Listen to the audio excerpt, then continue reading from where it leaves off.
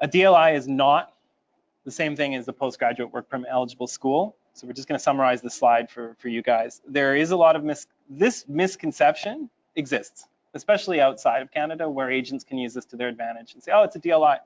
You're good to go. Schools use it to their advantage. Use it as well. Agents use it to their advantage. I have people coming into my office each and every week that say, the school told me that I would qualify for a postgraduate work permit. You have to say, no, that's not. You know, you don't listen to the salesperson who's selling you a car that's telling you what's good about the car. You need a third party, independent third party to verify that, and that is really important. Nobody can get a study permit if the school is not a DLI. I'm going to repeat that. Nobody can get a study permit if the school is a DLI, not a DLI. Not a DLI. Not a DLI. Yeah.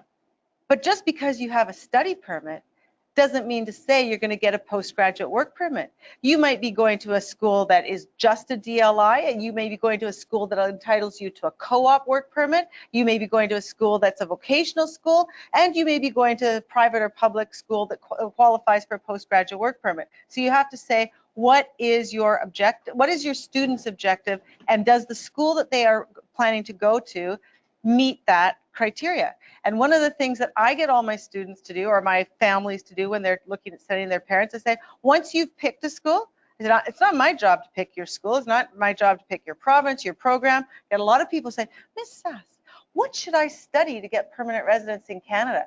And I can't tell you that. You got to pick what you want to do in life. Once you've figured that out, just double check with me to make sure that that school is going to entitle you to a postgraduate work permit.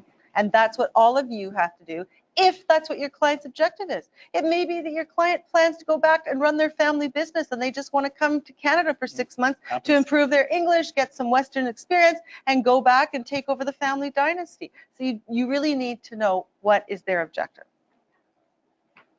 How do students find you? So this really depends on what you're trying to do.